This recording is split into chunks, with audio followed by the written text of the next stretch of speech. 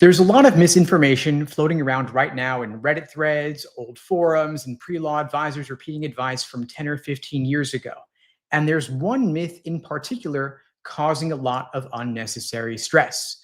People will say, if you're taking the LSAT in January, you're too late, you've missed the boat, and that idea is wrong, it's outdated, and it's leading way too many people to panic when they don't need to. So let me say this clearly right at the start. If you're taking the LSAT in January or February, you are not too late for this cycle, not even close. In fact, because of how admissions works now, you're in a much better position than most people think. And I'm going to walk you through exactly why. For many years, for decades, the rule of thumb was you've got to apply early or you're done. And that advice made sense back in 2008. It made sense in 2012, but the world has changed. The LSAT has since moved online. It's offered way more frequently than ever before. Logic games are off the test, affirmative action is banned, and schools are reviewing applications later and more cautiously. And all of these changes pushed the entire admissions timeline back. Committees are taking longer to read files, they're waiting for more data, and they're leaving more seats open later. And this isn't just my opinion. This is exactly what schools did for the last few years. Decisions went out later, scholarship offers also went out later, and they keep spots open well into the spring. And that pattern has not gone away.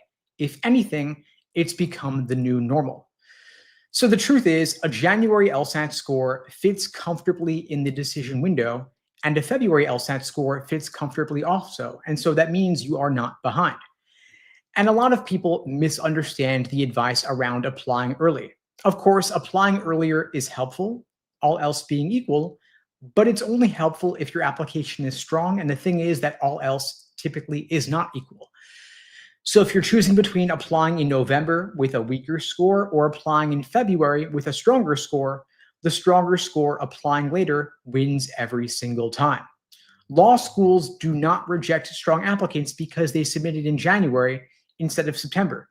That is just not how this works. Your LSAT score matters a whole lot more than the timestamp on your application. Now, the January LSAT is part of the first couple years without logic games. Of course, the LSAT now just has reading comprehension and logical reasoning. And for many students, this is a major benefit. Logical reasoning is way more predictable than logic games. It's more learnable, it rewards structure, patterns, and strategy. It's less scary. And now that there are 2 scored sections of logical reasoning, any gains you make are effectively doubled. You no longer have to divide your study time 3 different ways anymore. You can focus almost entirely on argument structure and reasoning skills, and that's why people are improving more quickly than they expect. It's one of the reasons we're seeing all this LSAT score inflation. And so if you want the biggest return on your study time, you want to give most of your attention to 3 logical reasoning question types: necessary assumption, inference, and flaw. These 3 types show up constantly, and they are the backbone of logical reasoning. If you understand these well, you're going to see the patterns everywhere. And once you start seeing patterns, your improvement accelerates fast. Now, here is the #1 mistake I see students making. They wait till after the LSAT to start their applications. And this creates a huge delay because your score comes out, but you're not ready to hit submit because you still got to write your personal statement, your diversity statement, your resume, and you've got to chase down your recommenders. And suddenly, a month and a half flies by. And that is what creates timing problems, not the January LSAT itself. And so the solution here is pretty simple. You want to start your essays now, edit them while you're waiting for your score, and have everything ready to go. Then when your score comes back, you're able to hit submit immediately. Now, here is a simple structure that works well for January test takers. First, you start off with the fundamentals. You learn the logical reasoning patterns, you train your inference skills, and you get comfortable with flaw types. 2, you begin timed sections earlier than you think. I know that nobody ever feels ready for timed work, but you've got to start anyway. And then, of course, you want to move into full-length timed practice tests to build your stamina, practice transitions, and understand your pacing. You also want to do deep review. That is where improvements happen. You rebuild the arguments, you explain every single wrong answer, and you ID the patterns in your misses. Then for those final 2 weeks, you're doing full practice tests, reviewing in depth, and keeping it consistent. No cramming, no overhauling your approach. And a lot of people think all their scholarship money is gone in the first half of the cycle, but it's not. The largest waves of scholarship decisions usually happen in December, January, February, and even March. So this matches perfectly with January and February LSAT scores. They're not spending their entire scholarship budget in September. That's just not how financial aid works in law schools. They keep funds available because they want strong applicants, and strong applicants often take the LSAT later.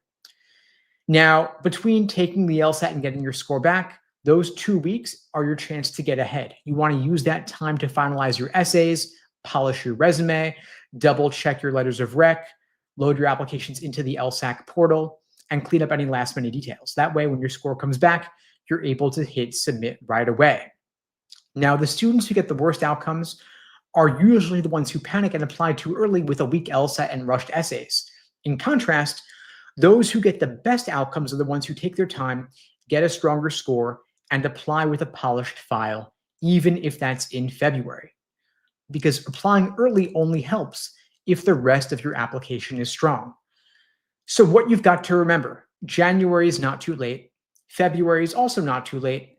The cycle has shifted later in recent years, and schools will still have seats and scholarships well into the spring, and a stronger score beats an early application every single time. So know that you are right on schedule. If you keep studying, you keep reviewing, you keep prepping your application materials, you're putting yourself in a great position for this cycle. You're not going to be behind, you're not going to be too late, and you're not going to be out of the running.